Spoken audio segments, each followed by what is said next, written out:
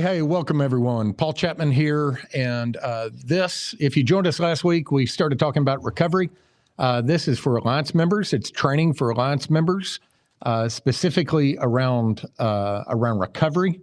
So we have many guests here in the studio with us today, and I can't wait. We've actually been talking prior to this about how excited we are, but just to set context, this is for 100 Families Alliance members. These are community partners that are trying to help families. You're partnering with other organizations to help families move from crisis to career. And every day that we show up in this journey, you're impacted by substance abuse and the cascading consequences of that. And many of us are not substance abuse or mental health professionals. We don't have formal training.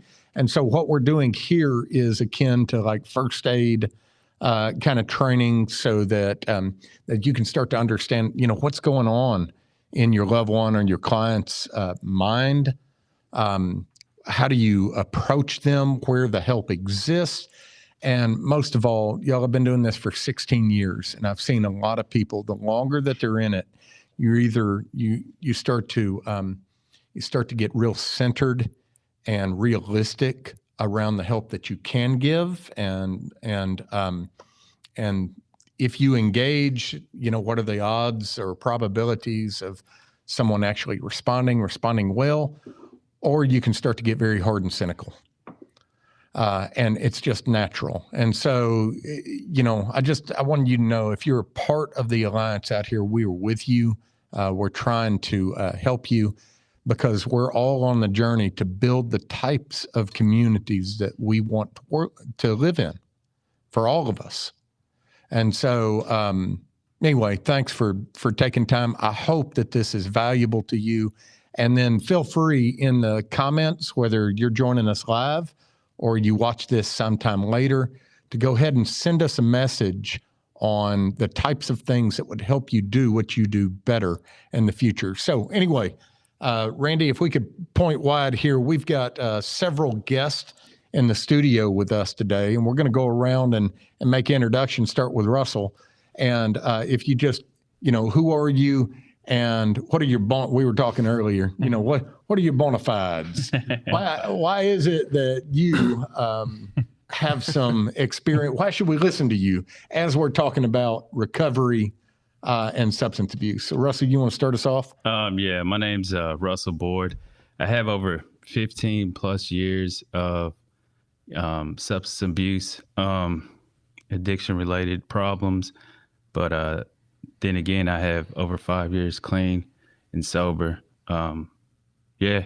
And I'm just trying to, every day restore hope into people and become that change I want to see in my community. And professionally, you're certified peer. Yes, sir. Under the Substance Abuse Provider Board. So you've got some ninja-like training, after kind of personal recovery. Yeah. Right? Right. My name is Terrence Hall, and, I've been battling with addiction for the past 10 years, in and out of jail, prison. 25 years old. I've lost my daughter's mom to an overdose. I want to be Terrence. Sir. When was that? This was a year ago, March. Yes, sorry. Sir. This past March. Yes, sir. I truly don't believe, there's enough people being the voice for the younger generation that's battling with addiction. And I just want to give those that are in addiction hope, and that there is a way out, that you don't have to live like that forever. Well, thanks for being here for us today. Thank you, buddy. Jacob. My name is Jacob Brook. I got over a decade of substance abuse problems. I'm a graduate of the PAC program and M18 recovery. I as well have lost the mother of my child's mom. I buried her last Tuesday. And really, I just want to be the voice of people from the drug side and the voice of people who went through that too, because you don't really realize what you're putting everybody through while you're doing it. It sucks, but yeah, I'm just here to try to make something better happen. Yeah, I'm sorry that you lost your child's mother. Thank you. David? My name's David, and I got over 30 years of drug abuse and alcohol abuse and just the lifestyle that comes with it. I mean, in and out of prison, been to prison 4 times.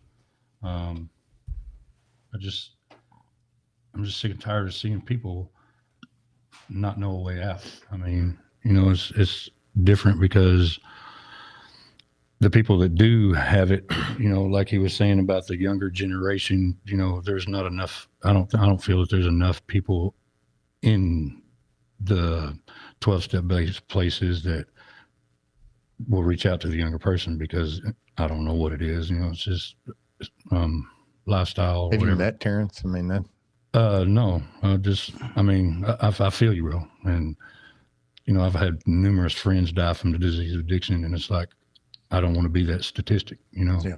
So if there's any way I can reach out to my community or whatever I need to do to help my community, I'm willing to do that. So. well, thanks all y'all for being here today and sharing a bit of your story. And we may have you back in the future. Again, all this is for equipping those folks that are out in the community. They're the adult ed workers, they're the case workers at the workforce center, they're in the nonprofits. And so we're kind of thinking about those folks. How do we do this for them so that maybe they could connect folks to you all and to the fellowships that you all belong to, and maybe get some help for that. So anyway, this show is all about the wisdom in recovery. And so about 16 years ago, I was in financial technology. I had just started teaching a class inside prison with some friends of mine. It was a manhood class. I think you're doing the updated version Yeah. of that. I went through the old version though. Yeah, authentic manhood. And so that had helped me a lot. We started teaching that. But I remember this guy that was in recovery. He was a chaplain at the time, and he was talking. We were talking to some guys at the same time.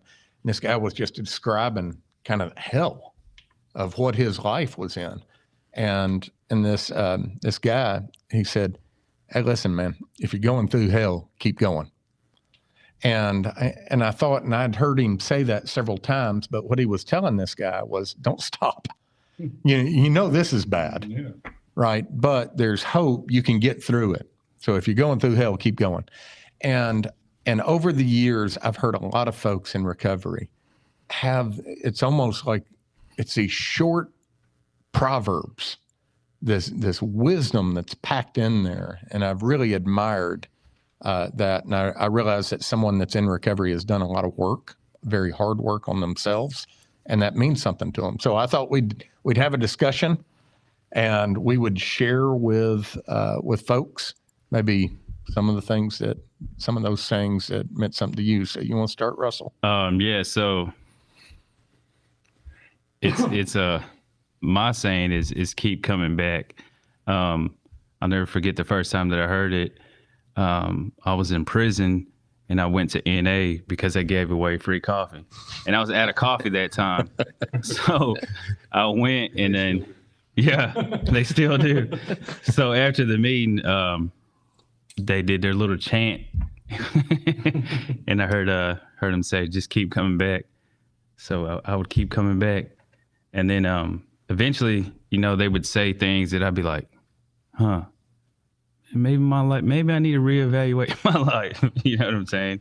But yeah, that I hear it all the time still. And it,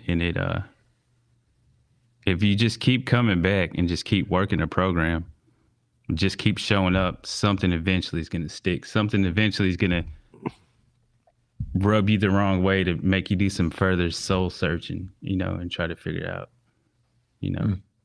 reevaluate your life. Any of the rest of y'all hear that? What's that? Keep coming back? Keep coming back. I hear it every time I go. And Several times every time I go. that's like one of the main. It's like, you don't leave before the miracle happens. Don't leave. So what was that? Don't leave before the miracle happens. Yeah. I just, I don't think that, people realize what a miracle that a recovering addict really is. I mean, because the lifestyle of a drug addict is harsh and cruel. God, you know, God will do for you what you cannot do for yourself. And it's like, They you know, didn't there's- start it. Keep going. We're on the roll. Yeah, he won't stop. Yeah, I won't. I mean, my head's full of them. I mean, you know, but you know, my favorite one is, but for the grace of God, there go I.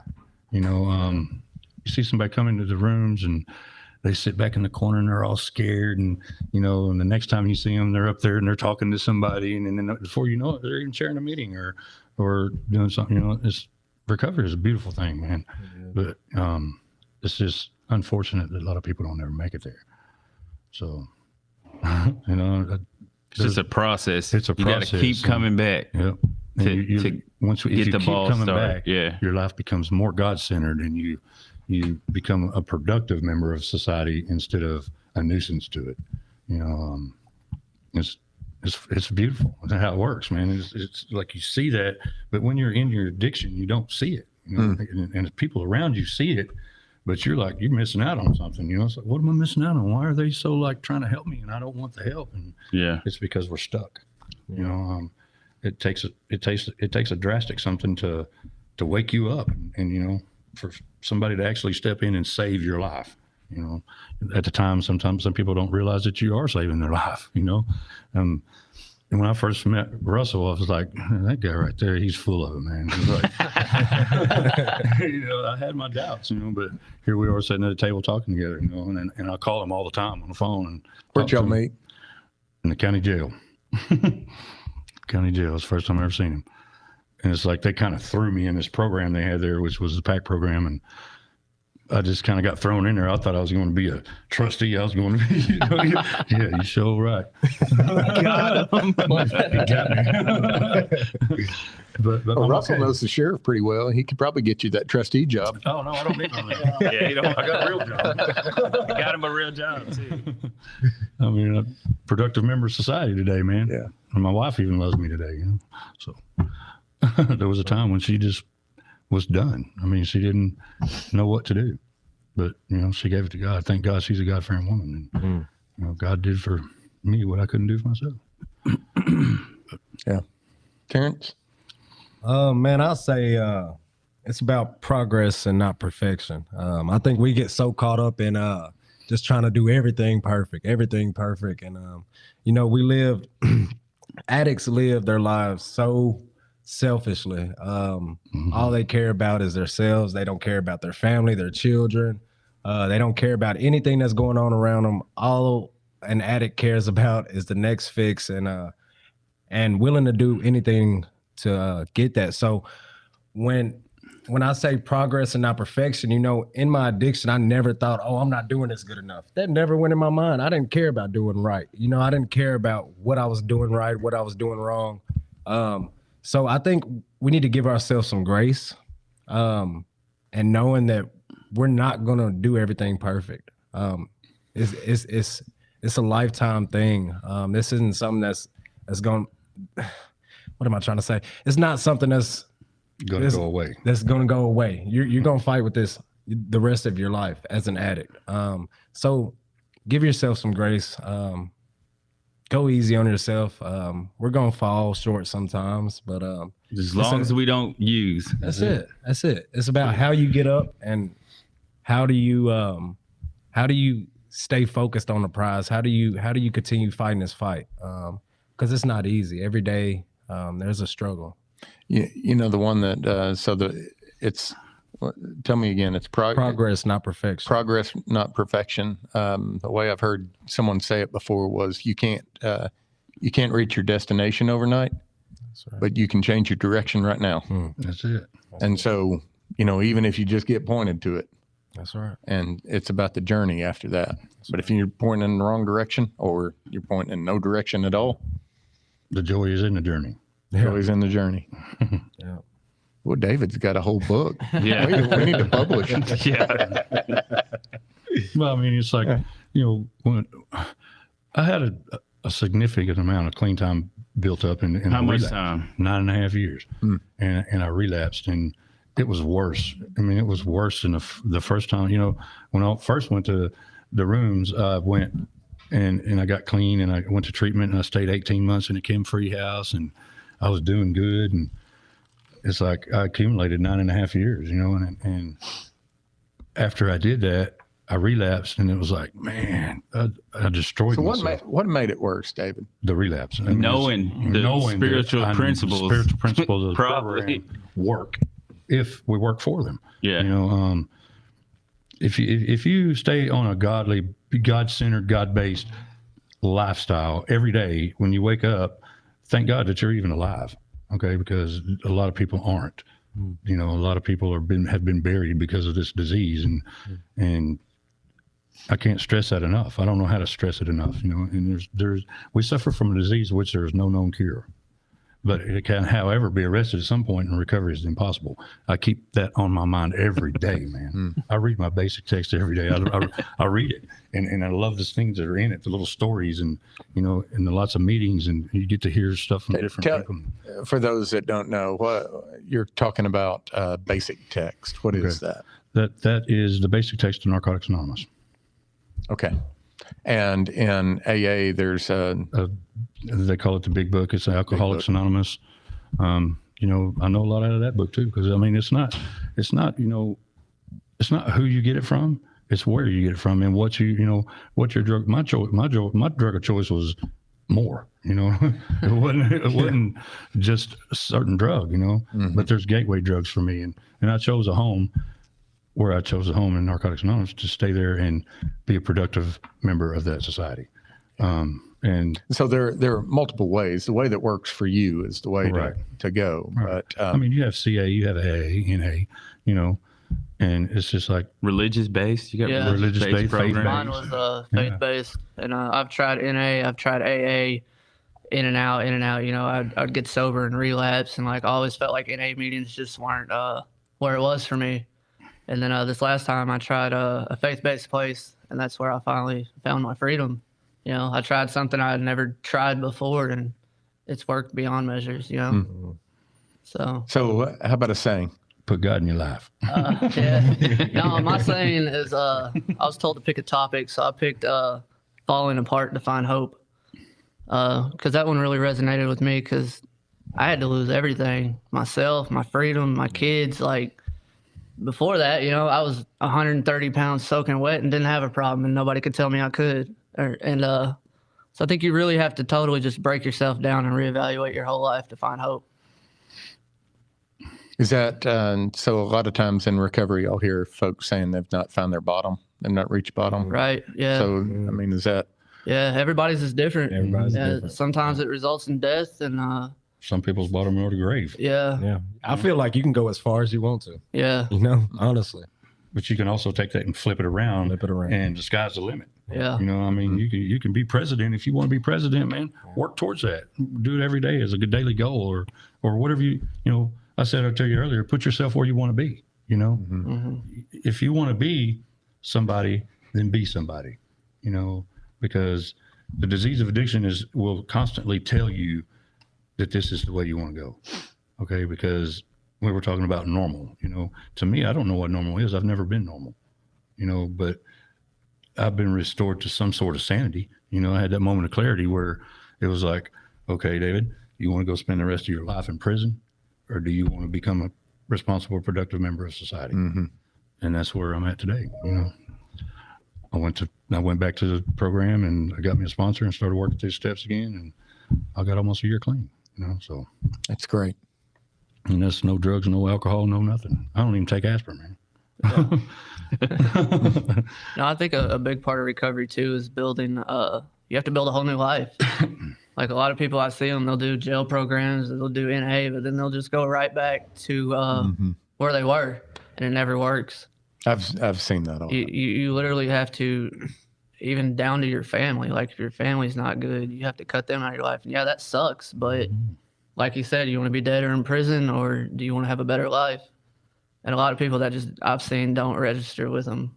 You know, it's sad to watch, but And I think that's because of the disease is telling them that it's okay for them to do that.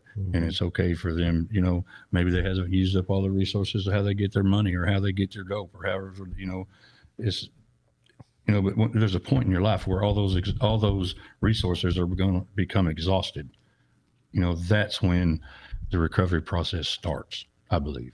Mhm. you know, and it's unfortunate that some of those people, their resources never run out until they're buried or something, you know what I mean? Yeah. You know, and it's hard to watch if you care about somebody. Sure it is. It's real hard to watch. And that's why I think we're starting this, because there are so many people to try to stave off the folks that don't understand it, don't have any lived experience, but they're in the alliance, they're in the community, and they're trying to help. What we're trying to do is get us hope that we can try to help some. So the best thing that or advice that I would give, so an individual doesn't get exhausted and starts diminishing their sanity, would always keep in mind that you're just planting seeds, you know, just like these sayings. Eventually we tell somebody these same sayings that we heard, and we're just planting good seeds, you know, and let God or the community do the rest.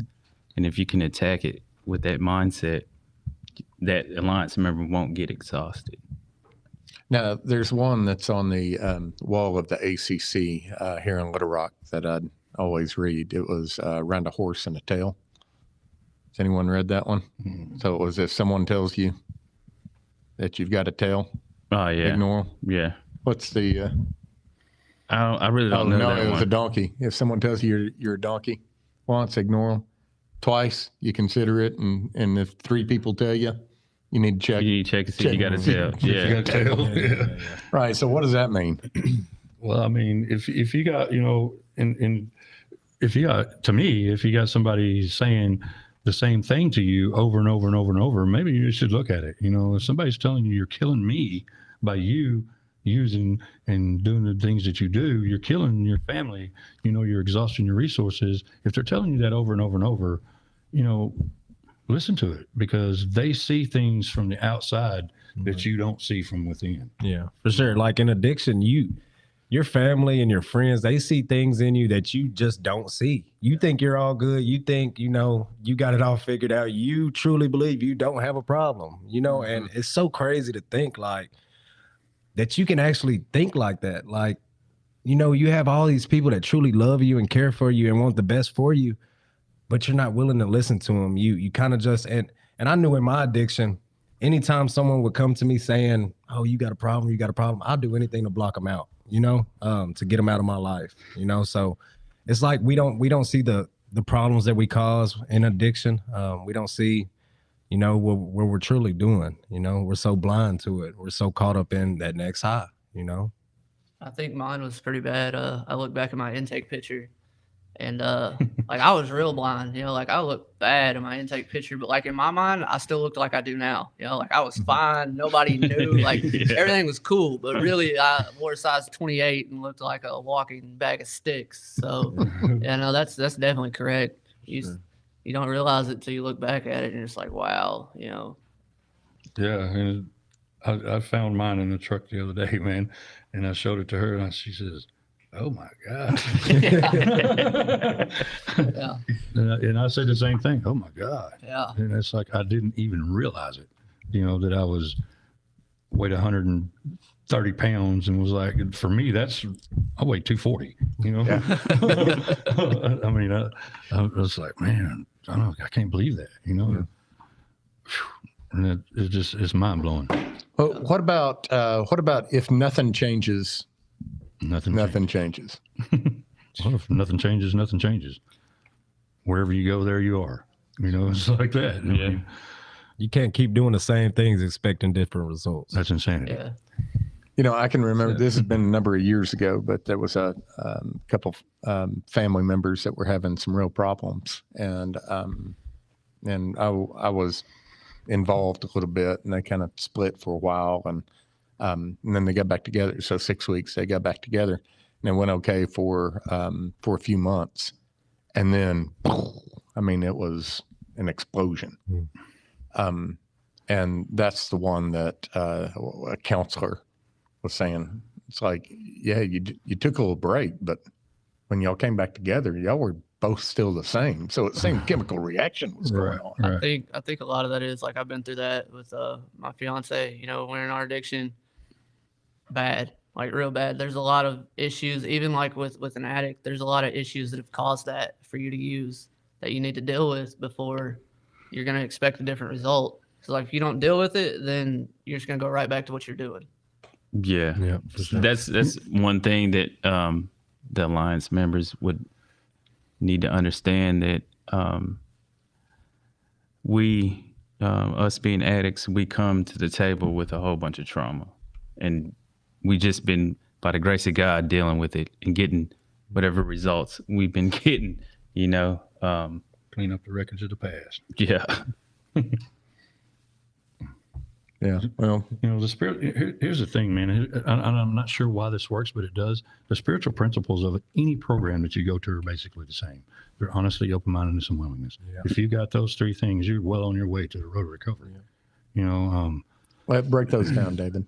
honesty. You have to be honest enough with yourself, for number one, to admit that you have a disease, that you need some help, or that, even if you just want some help. Then you got to be willing to. Then you got to accept be the help. willing to do the footwork and the power, you know, the step work or whatever. You got to be willing to do that to coincide with the honesty. You know, the open-mindedness part of it is it just kind of comes natural. You know, the willingness is the hardest part. You know, because it's hard for me to break my own self-will.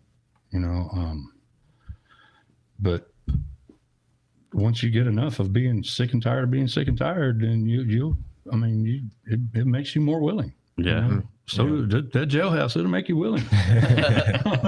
You know, I didn't find true freedom until, you know, I always tried to hide my addiction. You know, I get sober, but I didn't want anybody to know I was going into treatment. You know, I wanted to keep that a secret until I put everything out on the table of what my life looked like and what I truly was going through. Then I found freedom. Hiding what you're going through, man, it will eat you alive. It will, man. I was trying to hide it from my friends, my family, caring about what this person thought or this person thought. Man, once I finally put it on the table and was like, look, this is what comes with me, you know, this is what, you know, this is me. Man, I found freedom in that. I found freedom, and you know, there's nothing you can bring up about me because I'm letting everybody know what I go through, what I'm battling with, the demons I'm fighting, you know, Because of honesty with yourself. with myself, you know. You can't be honest with anybody else until you're honest with yourself. There you go. Yeah, no, that's true. I think with mine, like, you know, I tried to, like, there's some things nowadays, like I tell my family, they don't necessarily want to hear, but like, you know, it helps me because for so long, like I hid that stuff. I hid what I did from them, and like you feel a lot more at peace when you just put it how it is, or, you know, whatever that may be. Yeah, it feels really good to be able to go out into the public, man, and not have to look over your shoulder saying, okay, man, what did I do last night? You know, but you know, these programs, man, they're a set of principles written so simply you can follow them in your daily life. Okay. But it's only through understanding and application that they work. That's right. You know, that's how it works.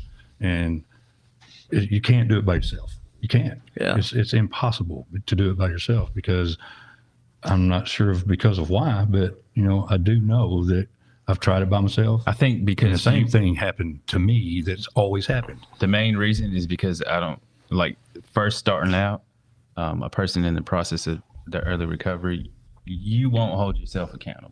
Right. You'll always try to give yourself, you know, a way out, or being lazy, procrastinating. But you got Russell that will hold you accountable. For sure. I love him for that, man. Because if it wasn't for people like him, man, I mean, chances are we wouldn't be sitting here talking like this. No, it definitely takes a community of people to do it. You know, everybody finds that in different places, but that's what it took for me. It was just a whole bunch of people that worked on everything from my spiritual life to my relationships with my family to my mental health, and just like I really didn't know how to live life. I'd been out there on drugs so long, like I didn't know what normal looked like. And it's I think another big part is allowing the addict to build a life that's, you know, suitable to them and society. I think at that M18, I think they overloaded you with a whole bunch of love, Yeah. and that's what helped. That was a major component. You look really familiar to me when you walked in here. I might have seen you over at City Surf. Yeah. City Serve, yeah. I think that's where I saw you. And, that's good too, because you get to meet a lot of people, and they're all like pastors from church, and just you get to meet so many people. Like before, there was a time where I could look back at my life and I didn't know a single person that wasn't on drugs. And now I have just so many positive people in my life that I can talk to, and they don't judge you. So yeah, it's a community thing. All right. So you probably all have kind of different opinions here, but if you were kind of recommending, if someone wanted to understand recovery, I'm talking at kind of the broadest, understanding it, is there a kind of a book or something that you would kind of recommend that they could start to approach this? So for instance, when I first got in, I was talking to this chaplain, and he said, you should read the big book. And I did.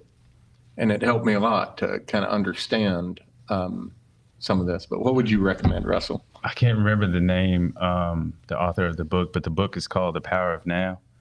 I can't remember his name. But one of the major things that I would want people to understand about the process of recovering, or somebody trying to change their life, that it's a process. And you just got to plant your seed and just give them that love while they're in your presence and you have their time. Because you don't know if they're going to change, and only they know. So when they're in your presence, just implement that little seed. That can be really, especially for someone that's kind of an achiever base. They like the list. Endorphins fire in their mind when they scratch stuff off their to-do list. And so they can almost feel like they're a failure. Why do I even try? I don't know if I'm doing any good at any point. Even if you're not a list checker offer, right? You can, in this business, you can kind of think, I don't even know why I'm doing this. So, but what would you say to that person as kind of some motivation? And I think the seeds are one, David. I would say, just if you were going to read a book, if I was going to go to the bookstore and buy a book, I would want to read a book that was interesting to me. Okay. I would say go fishing.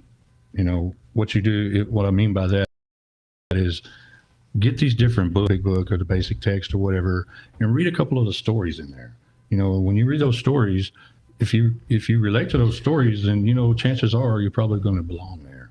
You're going to find a home. You're going to find somebody like you, or somebody that can help you, because, but if you don't reach out to somebody, you're not going to get any help.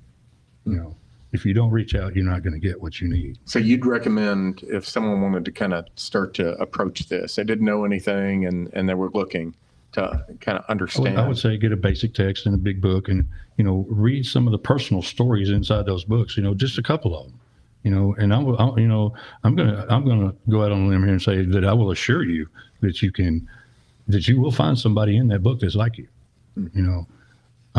Whatever your drug of choice may be, if it was alcohol, chances are you're going to belong in Alcoholics Anonymous, okay? Because there's going to be people there like you. If you were a drug addict, like with heroin or methamphetamine or whatever, chances are Narcotics Anonymous or Cocaine Anonymous even, it will be a home for you, because there are going to be people there like you. It's not like, and the beautiful thing about it is nobody's going to push it on you. If you want it, go there and get it. They're going to give it to you. It's free.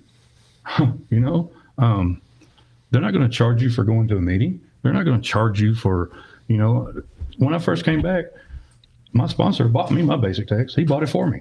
It was $10. He gave him $10, gave me the basic text and said, here, read it. And I read it, and I still read it. So, I would say just go fishing and do, read some personal stories and see what you want to do. What do you think, Jacob? Well, think about my recovery. Mine's definitely going to be the Bible. I have this, it's an instruction manual on how to live your life. It's just Where would you start? It's a big book. Yeah. Now, but I have this one called the Life Recovery Bible, and it's kind of like the NA book, but it's mixed with more spiritual principles on God and how to apply it to your life. And that's what I've always read out of, and it's that's what's helped me. It's just taking that stuff and actually applying it to your life, and it's hard, but it's doable. So yeah, no, that's mine for sure. That's another spiritual principle, being open-minded to it. Honesty, open-mindedness, willingness, open-minded to what you need to take some suggestions and, you know, just be open-minded, man. Be open about where you want to put yourself where you want to be. Because you might be having to change everything That's right. about you. So you might need to be open minded. You wake up in the Changing morning and you look in the everything. mirror, it's like you're looking at the problem. Yeah. Yeah. Yeah. The problem's me. It's Yeah. not society around me, it's me. There is a common denominator in all of my problems. Yeah. For sure. All right, For sure. Terrence, what do you think? I say The End of Me by Craig Groeschel. It's just being caught up in ourselves.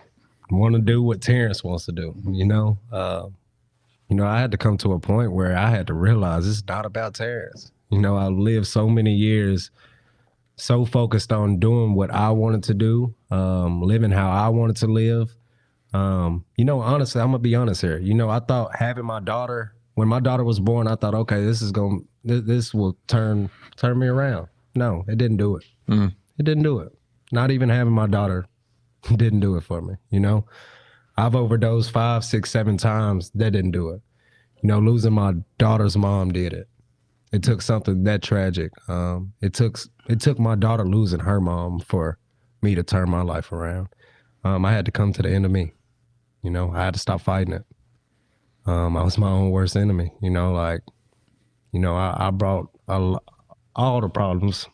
Excuse me. I brought all the problems on myself based on my decisions.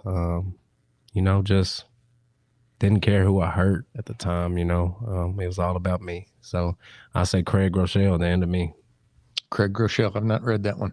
There is a book. It's getting a little old now, but it was called The Purpose Driven Life. And the very first sentence That's good. about that was Rick Warren. yeah, it's not about you. Yeah. That is such a big blow to a lot of us. I think everyone's got to kind of learn that at some point that this life, and especially purpose, if you can ever make it to purpose, kind of get outside yourself and figure out that that there is a role for you here and play it, but it's not about you.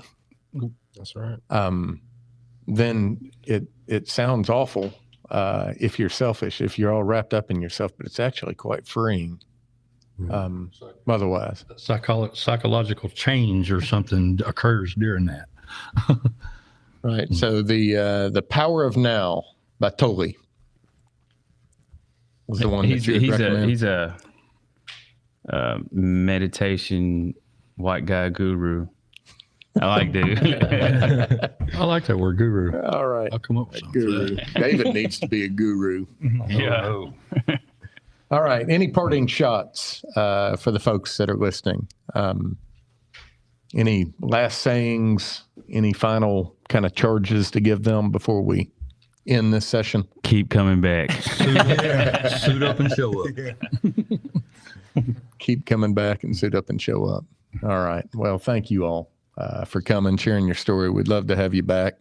And if you're here in the Alliance, you're watching this, and just let us know. Send me a note through social media on what we can do to help equip you better, and we'll try to put that together for you here ASAP. So thanks, and look forward to working with you out in the communities.